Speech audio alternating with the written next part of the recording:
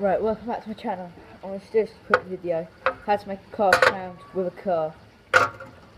With a can. So what you want to do, see this bit here? You want to take it off quick as you can.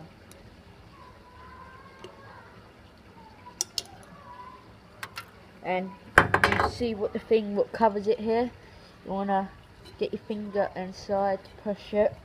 What I do, I find that, put my hand back from it, try and keep it firm.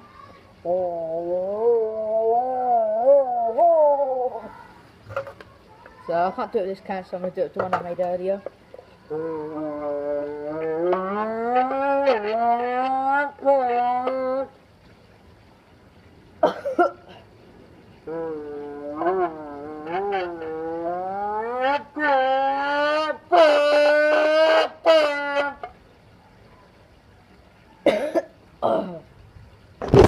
That's how you make a car sound with a can.